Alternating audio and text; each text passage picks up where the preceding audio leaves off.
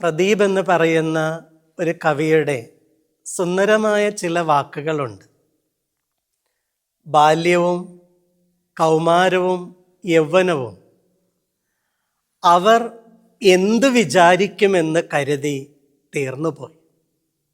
അവർ എന്തു വേണമെങ്കിലും വിചാരിക്കട്ടെ എന്ന് കരുതി വാർദ്ധക്യത്തിലെത്തിയപ്പോൾ വാർദ്ധക്യം പറഞ്ഞു, ജീവിതവും തീർന്നുപോയി.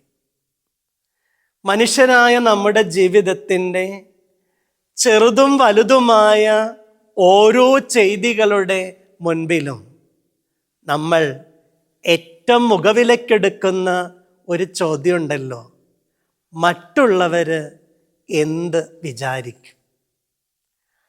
അവരെന്ത് വിചാരിക്കുമെന്ന് കരുതി ജീവിതത്തിൽ പലതും ചെയ്യാതെ ജീവിതം തന്നെ പാഴായി പോകുന്നതിൻ്റെ ദുരന്തങ്ങൾ നമ്മൾ കാണാറുണ്ട്.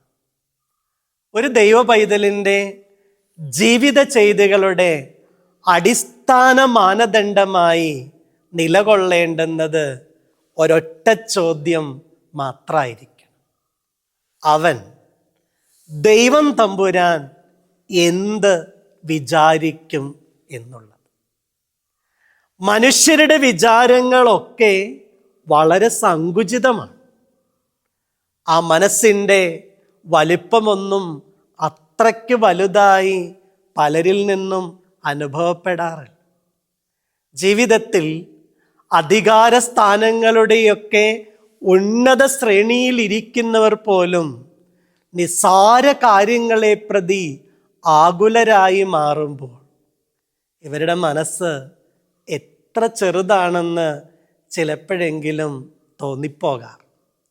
അനുഗ്രഹിക്കപ്പെട്ടവരെ, അവരെന്ത് വിചാരിക്കും എന്നതിൽ നിന്ന് അവൻ, സ്വർഗത്തിലെ ദൈവം എന്ത് വിചാരിക്കും എന്നുള്ളതായ ചോദ്യത്തെ മുൻനിർത്തി നമ്മുടെ ജീവിതത്തെ മുന്നോട്ട് നയിക്കുമ്പോൾ നിശ്ചയമാണ് ഒരുപക്ഷെ നമ്മൾ അപവാദങ്ങൾ നേരിടേണ്ടി വന്നിരിക്കും.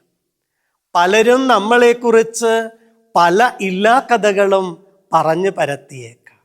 പക്ഷേ ഉറപ്പാണ്, ജീവിതം അനുഗ്രഹിക്കപ്പെടും. ഈ 50 നോമ്പിൻ്റെ നാളുകൾ അവർ എന്ത് വിചാരിക്കും എന്ന വിചാരമല്ല, അവൻ എന്ത് വിചാരിക്കുമെന്നുള്ള വീണ്ടും വിചാരത്തിന് വഴിമാറാൻ ഇടയാകട്ടെ. ദൈവം എല്ലാവരെയും അനുഗ്രഹിക്കും.